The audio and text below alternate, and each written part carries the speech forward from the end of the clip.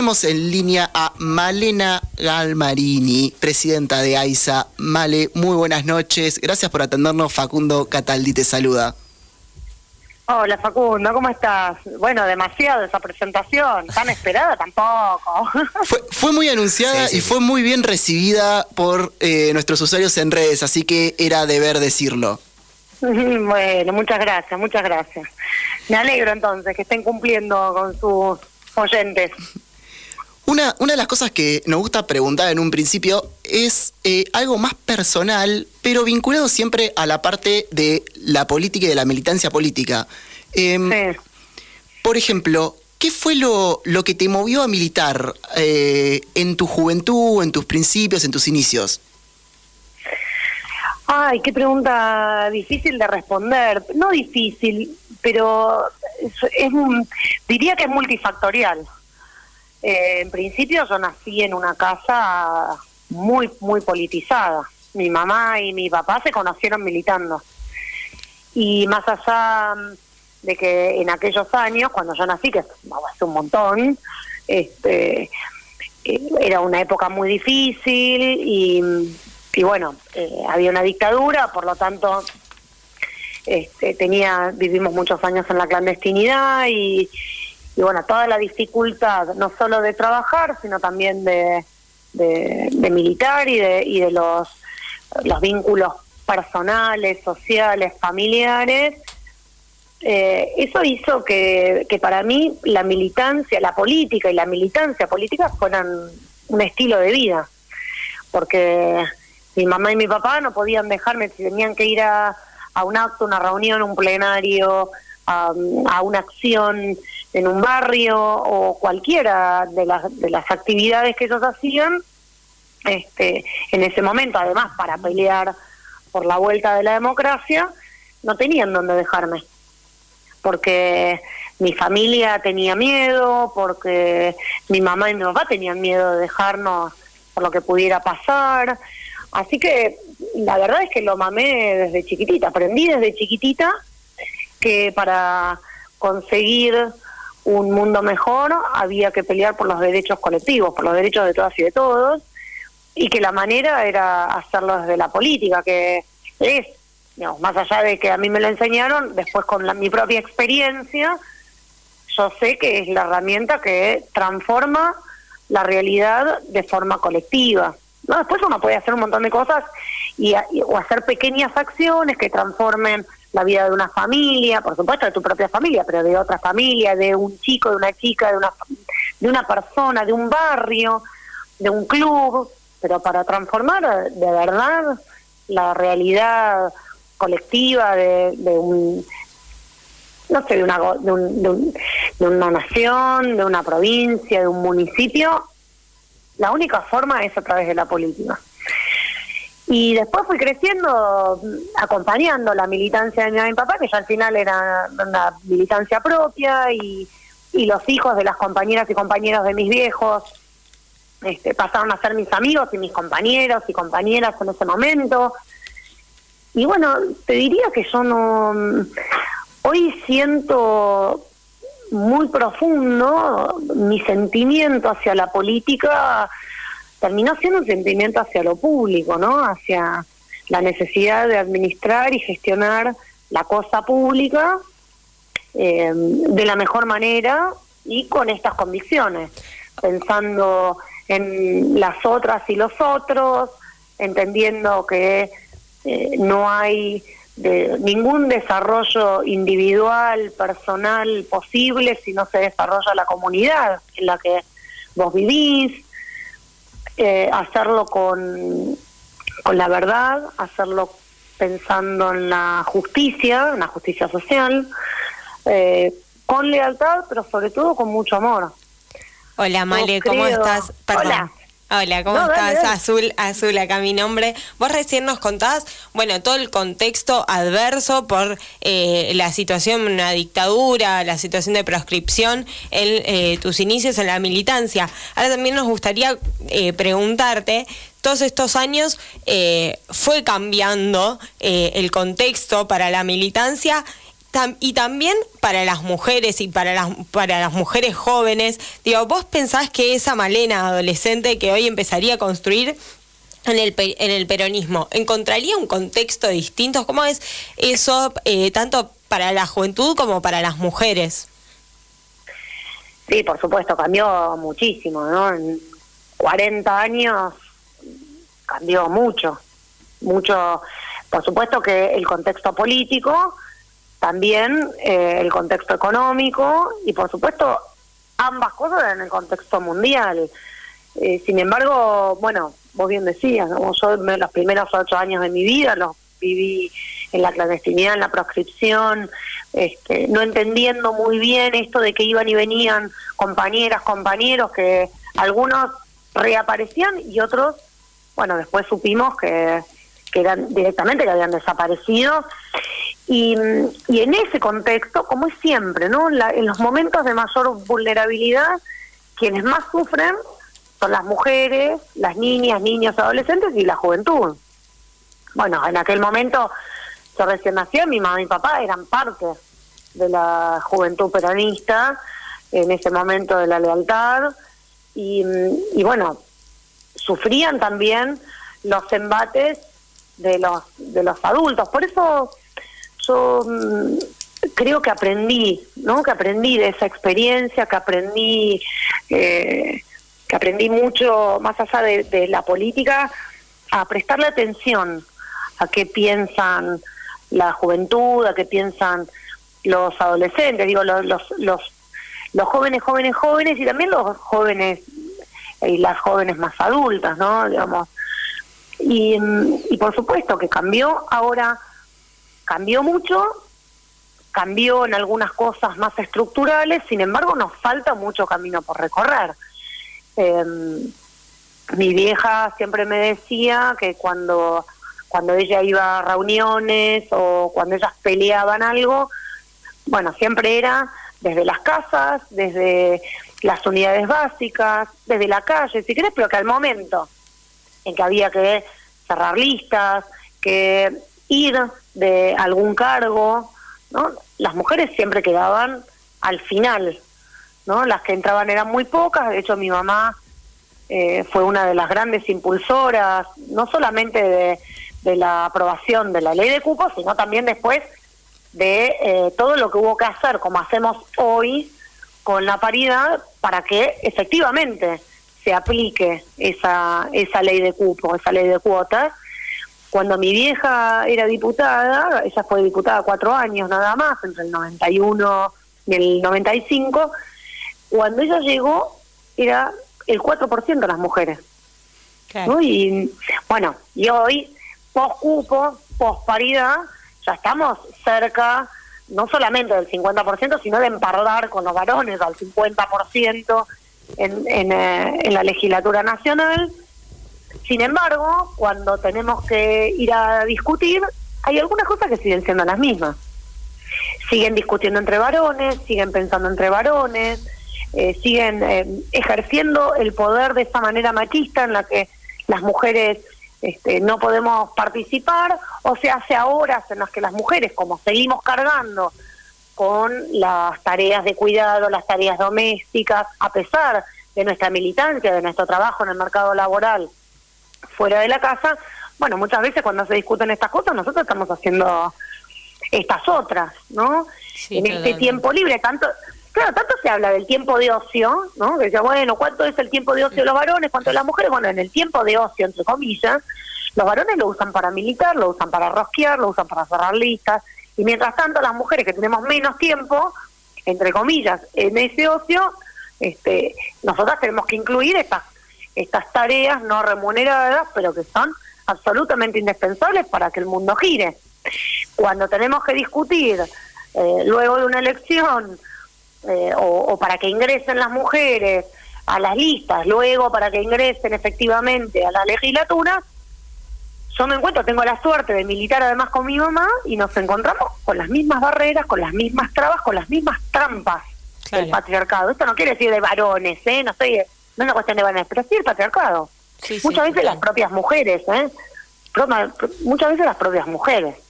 Vale, una consulta sobre eso, porque justo da el gancho. Hablaste, nos dijiste que las mujeres fueron avanzando y fueron ganando lugares. Tanto es así que sos la primera presidenta de unas grandes empresas del Estado. Sí. ¿Qué desafíos notás que tenés por delante, o si viste alguna barrera o algo que te dificultara llevar adelante todas tus funciones? Sí, soy la primera mujer en una empresa muy importante, no solo para el Estado y para los servicios que brinda el Estado, sino en la Argentina, en la región y también en el mundo. Dificultades un montón, pero en general, a ver, ¿cómo lo digo sencillo? Digo, si aquellas que con muchas dificultades llegamos, seguimos hablando de nuestras dificultades, ¿qué le queda a aquellas mujeres que quieren militar en los pueblos más conservadores y más alejados de las grandes ciudades y más machistas, ¿no? Digo, entonces yo transformo las dificultades en desafíos. Bueno, ¿cuál es mi desafío? El primer desafío es mostrarle a esas mujeres que tienen ganas de engancharse o que están enganchadas y les cuesta más, bueno, que hay que pelear, pero que se puede llegar. ¿Cómo llegamos? Juntas. Sí, ¿Cómo llegamos? Juntas, unidas. Siempre digo lo mismo, siempre hay alguna mujer que te hace piecito para pasar esa barrera, para saltar ese muro que es el patriarcado. Siempre hay alguna mujer que está arriba del muro, del otro lado, tomándote de la mano para que no te caigas y puedas saltar. Y todos los días, todo el día, todas las horas, en una circunstancia o en otra, nosotras somos o la que hace piecito, la que está tratando de saltar, o la que te ataja del otro lado. Y creo que esto es lo importante, ¿no? Que independientemente de cuáles son las dificultades, que son un montón, digo, desde directores que no me respondían, que cuando yo hacía una pregunta, la respuesta se la daban a otro director varón, sin mirarme, hasta cuestiones menos explícitas, ¿no? Que tienen que ver con dar una indicación y que tarde más tiempo que si la diera un varón, o que me la pongan en duda, ¿no? Digo, pero me parece que el desafío que yo siento más importante es no olvidarme que no llegué sola, no olvidarme que todavía no llegué a ningún lado, y no olvidarme de las que me empujaron, ¿no? De las que vienen atrás. Cada vez que alguna abre una puerta, es importante avanzar, obvio, pero también es muy importante dejar esa puerta entreabierta para las que nos siguen, ¿no? Para las que siguen, para las otras que vienen con nosotras, e incluso para las próximas generaciones.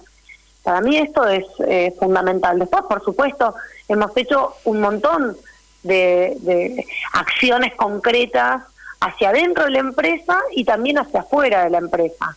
Algunas que tienen que ver con intervenir fuertemente frente a los casos de violencia por cualquier razón de género, con tolerancia cero a aquellos que se pasan de vivos, qué sé yo, desde eso hasta el programa de gestión menstrual, en el que desde el 1 de enero les reintegramos a las mujeres trabajadoras de la empresa los 400 pesos mensuales que les cuesta, que tienen que invertir sin opción en gestionar su menstruación. Eso hace también a la brecha salarial, ¿no? Cuando se habla tanto de la brecha salarial y a veces no se entiende, este es un punto muy concreto, muy clave. Entre esas cosas, yo trabajar con perspectiva de género, a trabajar las compras, las licitaciones, las contrataciones con perspectiva de género, empezar a desde la empresa derramar o contagiar iniciativas a otras empresas y también a las trabajadoras y trabajadores que finalmente, si las toman como propias, no solo no van a poder ir para atrás en la organización más adelante cuando yo ya no esté, sino que además ellos van a poder contagiar, incentivar, promover en sus grupos de amigos, en sus casas, ¿no? En el club del barrio, en las escuelas, sus hijas e hijos, bueno. Así que hay un montón de desafíos, nos falta muchísimo, porque además nos falta crecer como sociedad, ¿no? Otra pregunta, aprovechando que te nombramos a AISA y vos nombraste a AISA y todo el trabajo interno, ¿cuáles son los proyectos que tiene por delante y a su vez los desafíos que tiene por delante como empresa? Porque también es algo complejo. Sí, es una empresa muy grande, es una empresa muy importante, brinda un servicio esencial, ¿no? Hoy tanto se habla de cuestiones esenciales, bueno, el agua potable, tener red de agua potable, tener red de saneamiento cloacal es esencial para las personas, para su salud, para su bienestar, para el desarrollo local, el desarrollo económico, industrial, local y también de las regiones y de las provincias y del país. Por supuesto, es un alivio también al bolsillo familiar, ¿no? El desarrollo familiar vinculado a esa economía familiar tiene mucho que ver con tener o no, no solamente la diferencia del costo entre el agua de red y el agua envasada, sino el tiempo que utilizan en general, más las mujeres, niñas y niños, pero toda la familia en acarrear el agua. Así que te diría que así como el primer gran objetivo o el horizonte que tiene la empresa hoy hacia adentro es modernizarse, utilizar cada vez más tecnología, ser más cercana a la gente. Estamos trabajando este último año y medio mucho en acercarnos a las usuarias y usuarios que finalmente son nuestras vecinas y vecinos.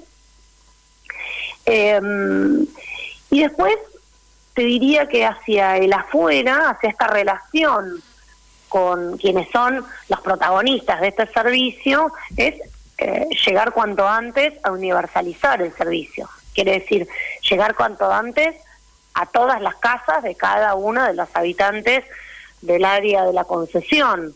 Y yo no me quedo solo en la concesión, más allá de que tengo la responsabilidad de AISA en este momento. Creo que el trabajo que se está haciendo, por ejemplo, también desde Lenosa, con Cresto a la cabeza, con su director, Enrique Cresto, es importantísimo. Me parece que hay que universalizar el servicio a toda la Argentina. Hay el ODS, el Objetivo de Desarrollo Sostenible de ONU número 6, habla de esto, ¿no? De llegar cuanto antes con ambos servicios a todos los argentinos y las argentinas. Creo que vamos en un buen camino. Ahora, en el medio, ¿cuál es el medio para llegar a eso? Bueno, por supuesto, tener la planificación cuanto más ajustada mejor. Creo que eso lo tenemos. AISA tiene trabajadoras y trabajadoras de todos los niveles, desde el primer operario hasta el último trabajador jerárquico, con mucho nivel. Tienen muchísimo nivel y tienen muy puesta la camiseta, que eso también es importante. Pero además hay un montón de proyectos que son desde llegar a los barrios vulnerables, cosa que no sucedía, hasta terminar el río subterráneo del sistema Agua Sur, terminar el sistema Riachuelo, comenzar con el sistema Agua Norte, ¿no? Que son obras estructurales sumamente importantes, indispensables, te diría, para poder llegar a ese objetivo que es este horizonte que te decía recién de la universalización del servicio. En una Argentina dificilísima, ¿no? No les voy a contar a ustedes que hacen periodismo lo difícil que está la Argentina, no solamente por la crisis económica heredada del gobierno anterior y profundizada, en este caso, por una crisis sanitaria que además cada vez más creo que repercute en el tejido social. O sea, a mí eso me enorgullece, no a mí como presidenta de la empresa, sino en todo caso porque es a la que le toca ser la locomotora de un tren con muchísimos vagones, con mucha fuerza, y que en esta situación tan complicada pudimos conseguir los recursos. Eso habla del trabajo, el trabajo que hicimos, del trabajo que venimos haciendo, también de la voluntad política del presidente Alberto Fernández, del ministro Gabriel Catopodis.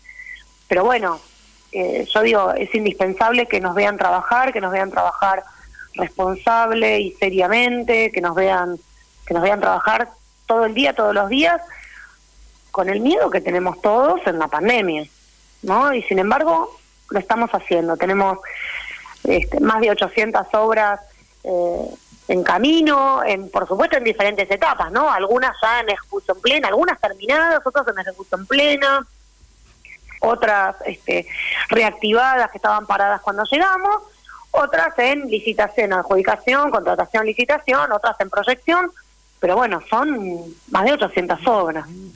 También te queremos aprovechar como dirigente, como política que lo sos, y hablar un poquito más también de coyuntura, de lo que se está viviendo actualmente. ¿Cómo ves la gestión del Frente de Todos en la pandemia y a su vez cómo lo ves de cara a las elecciones que se vienen?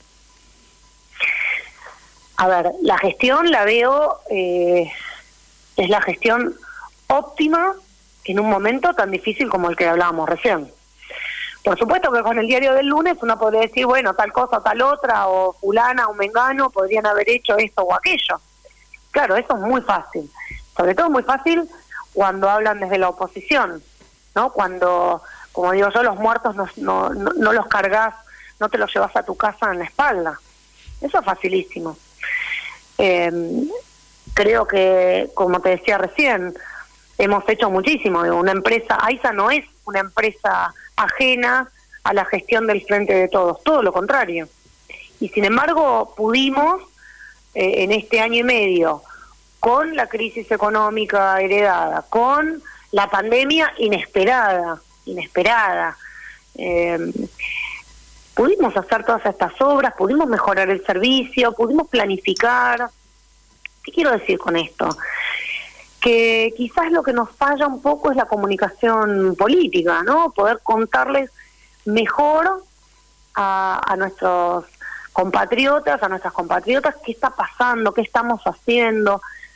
Y por supuesto que también está, no digo que esté muy bien, lo que quiero decir es que es entendible que una pandemia global, que se está llevando tantas vidas, tantos seres queridos, que es abrumadora, que no termina nunca y que nunca hemos vivido, entonces no tenemos la capacidad de la resiliencia, porque no vivimos esto. Es entendible que ocupe todo el espacio, ¿no? Que ocupe todo el espacio personal, familiar, todo el espacio público y todo el espacio de la comunicación.